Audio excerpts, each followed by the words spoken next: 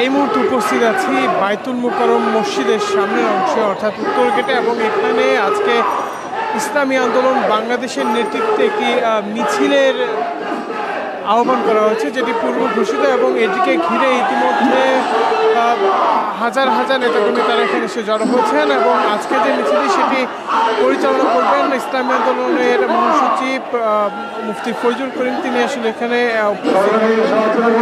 রেজাউল করিম তিনি উপস্থিত থাকবেন। এবং এখানে আমরা যে চিত্র দেখছি যে ইতিমধ্যে মিছিলে হাজার হাজার নেতাকর্মী উপস্থিত হয়েছেন। যে বিষয়টা বলছি, তারা আসলে ব্যানারে বেশ কিছু দাবি উল্লেখ করেছেন। যে দাবির মধ্যে তাদের মূল বিষয়টি হচ্ছে যে ফিলিস্তিন স্বাধীন ঘোষণা। এবং ওয়ালটন ফ্রিজ কিনে অনেকের মতো আপনিও হয়ে যেতে পারেন মিলেনিয়াল, সেরা পণ্যের সেরা অফার। ইতিমধ্যে আমরা দেখছি যে তারা প্ল্যাকার্ড, ব্যানার, ফেস্টুন নিয়ে আসলে তাদের আজকে যে অবস্থান সেটি তারা ধরে রেখেছেন। এবং এখানে আমরা যে বিষয়টি দেখছি যে নেতাকর্মীরা ফিলিস্তিনের পতাকা নিয়েও এখানে এসে জড়ো হয়েছেন, এবং তারা সড়কে অবস্থান নিয়ে তাদের আজকে যে মিছিলটি সেটি তারা এখানে চালিয়ে যাচ্ছেন।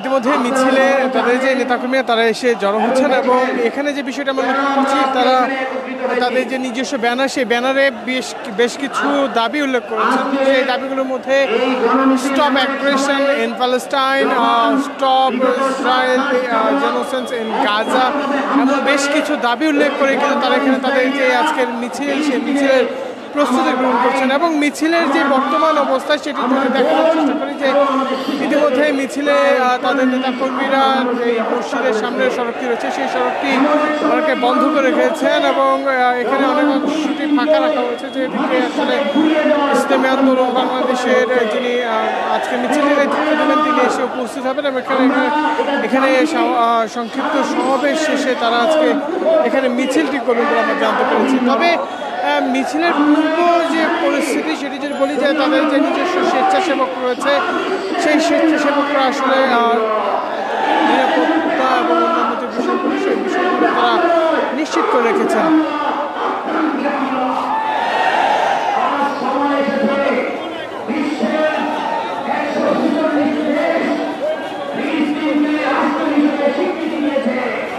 এই সময় আমরা যদি চাপ অব্যাহত রাখতে পারি, এই ফিলিস্তিনকে পরিপূর্ণভাবে ইসরায়েল থেকে মুক্ত করে আজাদ করা যাবে।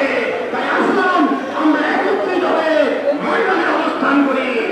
প্রিয় ভাই আমার, মনে রাখতে হবে, ওরা আমাদেরকে আঘাত করলে আমাদেরও প্রত্যাঘাত করতে হবে। আমাদের যেই সামর্থ্য আছে। এই ছিল মূলত এখন পর্যন্ত এখান থেকে সর্বশেষ। ধন্যবাদ সকলকে। শুরু করেছি।